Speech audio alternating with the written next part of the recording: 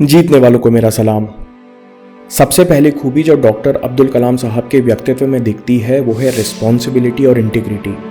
Doctor कलाम उन लोगों में से थे जिन्हें आप कितना भी कठिन काम दे दीजिए, किसी भी परेशानी में डाल दीजिए, लेकिन उनके मुंह से उफ नहीं निकलेगा। शायद इसलिए वे अपने गुरुओं के प्रिय रहे होंगे। मुझको लगता था कि डॉक्टर कलाम शुरुआत से ही बहुत तेज रहे होंगे, लेकिन सच तो ये है कि स्कूल में उनके एवरेज नंबर आते थे, लेकिन मेहनत करने की और सीखने की जिजीविषा उनमें बचपन से थी। एक बार डॉक्टर कलाम को उनके प्राइमरी टीचर ने घर बुलाया और कहा, बेटा तुमको बहुत आगे जाना है, कभी शहर के लड़कों से डरना मत, तुम ऐसे ही मेहनत करते रहना। और यही क्वालिटी इंडियन स्पेस प्रोग्राम के जनक डॉक्टर विक्रम साराभाई ने बहुत जल्दी पहचान ली थी।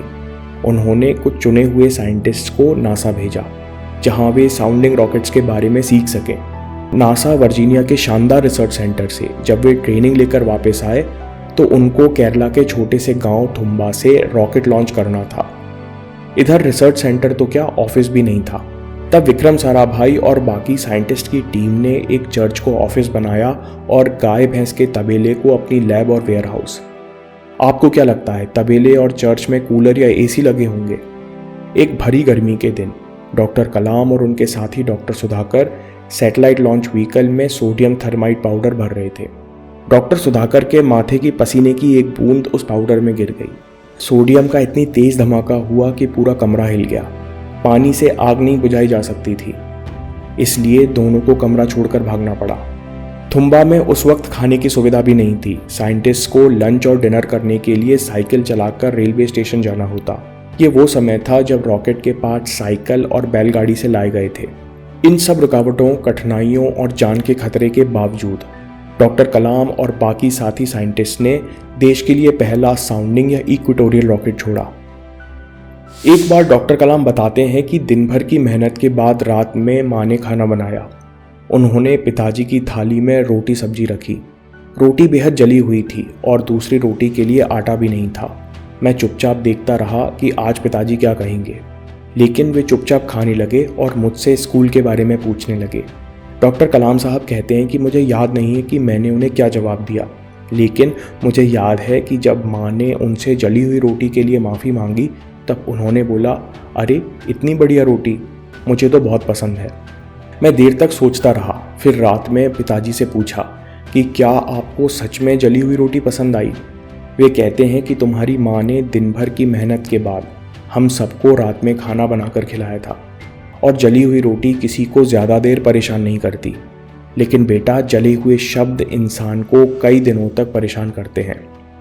मैं और आप किसी भी तरह की सफलता के पीछे हों, हम सारा काम तो अकेले नहीं कर सकते, ना ही अकेले से एंजॉय कर सकते। दोस्तों, ये बात अधिकतर लोगों को देर से समझ में आती है। अगर आप अपनी ज़िंदगी में सफल होना चाहते हैं तो इस ज़बान का अच्छा प्रयोग करना सीखिए। जो लोग आगे जाकर अपना बिजनेस करना चाहते हैं, खासकर उनको मेरी एक सलाह होगी कि ऐसी ज़बान बोलना सीखिए कि कठिन से कठिन बात आसानी से कही जा सके। बेहिचक कोशिश। गुजरात के छोटे से गांव सहारनपुर में डॉक्टर कलाम अपनी नई किताब लॉन्च कर रहे थे। उस समय एक छोटी बच्ची ने उनके पास जाकर पूछा कि मैं एक अच्छी साइंटिस्ट कैसे बन सकती हूँ। डॉक्टर कलाम साहब कहते हैं, पता है तुमने अभी क्या किया? तुमने बेहिचक बिना डरे मुझसे सवाल पूछा। ऐसा ही जिंदगी भर करती जाओ, बेहिचक होकर खूब मेहनत करो, एक दिन तुम अपना सपना पूरा कर लोगी। IIT वाराणसी की कॉन्वोकेशन सेरेमनी में स्टेज पर 5 चेयर्स रखी थी। डॉक्टर कलाम साहब ने देखा कि उनकी चेयर बाकी लोगों से बड़ी है। उन्होंने बड़ी विनम्रता से चेयर पर बैठने को मना कर दिया और कॉलेज के वाइस चांसलर से बैठने को कहा। जाहिर है कोई उस चेयर पर नहीं बैठा और जल्द ही डॉक्टर कलाम साहब के लिए एक सामान्य कुर्सी मंगाई गई। जब DRDO में गवर्नमेंट मीटिंग्स हुआ करती तो कुछ साइंटिस्ट अपना करियर बनाने के लिए पॉलिटिशियंस की चापलूसी करते। वहीं डॉक्टर कलाम साहब अपनी टीम के साथ और कभी फ्लोर वर्कर्स के साथ बैठकर खाना खाया करते। अगर डॉक्टर अब्दुल कलाम साहब VIP होते तो हम उनको दूसरे पॉलिटिशियंस जैसे भूल जाते, लेकिन वे भारत के असली नागरिक जैसे अति सामान्य थे, इसलिए हम सब उनसे जुड़ सके। डॉक्टर अब्दुल कलाम कहते हैं जब आप किसी असाधारण पर्पस, गोल या सपने से इंस्पायर्ड होते हो तो आपके विचार जो आपको रोके हुए हैं वे अपनी सीमाएं तोड़ देते हैं और इनके साथ आपका मन भी डरना छोड़ देता है। आपकी चेतना यानी कॉन्शियसनेस हर दिशा में बढ़ने लगती है। आपके अंदर सोए हुए टैलेंट और शक्तियां जग जाती हैं। तब हमको पता लगता है कि हम सब में कल्पनातीत काबिलियत भरी हुई है।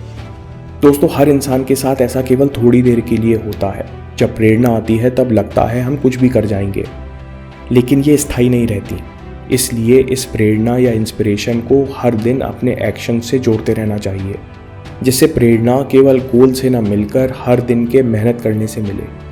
और यही डॉक्टर कलाम साहब का सीक्रेट भी था। वे कभी भी अपने विजन को एक्शन में बदलने से पीछे नहीं हटते थे। और ये बात अगले वाक्य से पूरी होती है, ऑलवेज अ टीचर। जब एक पत्रकार राष्ट्रपति भवन इंटरव्यू लेने गए तो इंटरव्यू खत्म होने के बाद डॉक्टर अब्दुल कलाम साहब ने उनसे कुछ और बातें की। और जब वह पत्रकार जाने लगा तो डॉक्टर कलाम कहते हैं, अब मेरे साथ 3 शब्द बोलो, परसिवेरेंस, हार्डवर्क, पेशेंस। फिर से बोलो, परसिवेरेंस, हार्डवर्क, पेशेंस। केवल यही तरीका है जिंदगी भर सही रास्ते पर चलने का। वो पत्रकार हक्का बक्का रह गया। आज की प्रोफेशनल दुनिया में किसी को उम्मीद नहीं होती कि एक प्रेसिडेंट किसी पत्रकार को इस तरह प्यार से कुछ सिखाएगा। और डॉक्टर कलाम को क्या ज़रूरत थी किसी को कुछ सिखाने की, लेकिन वो कहते थे कि सबसे पहले मैं एक टीचर हूँ। और उन्होंने आखिरी दिन तक अपने विजन को जिया। एक अवार्ड समारोह में कई स्कूलों ने भाग लिया। कई सारे टीचर्स, प्रिंसिपल और स्टूडेंट्स आए थे। प्रोग्राम के पहले प्रिंसिपल्स, डायरेक्टर्स और टीचर्स टोली बनाकर डॉक्टर कलाम के पास पहुंचे तो उन्होंने उन सबको वापस लौटा दिया कि सबसे पहले मेरा टाइम स्टूडेंट्स के लिए है, फिर मौका मिला तो आप लोगों से बातचीत करूंगा। बाद में डॉक्टर कलाम कहते हैं कि मैं बच्चों को सपना देखना सिखा सकता हूं, उनको अपने देश के लिए और निष्ठा से जीने के लिए प्रेरित कर सकता हूं। लेकिन यही चीज़ 40-50 साल के आदमी के लिए कठिन है, क्योंकि वो अपनी सोच के पिंजरे में कैद है, आसानी से सपने नहीं देख सकता। इंसानियत का भविष्य हमेशा जवान लोगों के सपनों में होगा। दोस्तों, अगर आपको यह वीडियो पसंद आया तो 12 रूल्स ऑफ लाइफ पर वीडियो ज़रूर देखिए, जिसमें क्लिनिकल साइकोलॉजिस्ट जॉर्डन पीटरसन अपने 21 साल के एक्सपीरियंस से प्रैक्टिकल बातें बताते हैं। और हाँ, चैनल ज़रूर सब्सक्राइब कीजिए। मैं काम के किस्से लाता रहूँगा। हिम्मत, हरकत, होशियारी, हम जीतेंगे।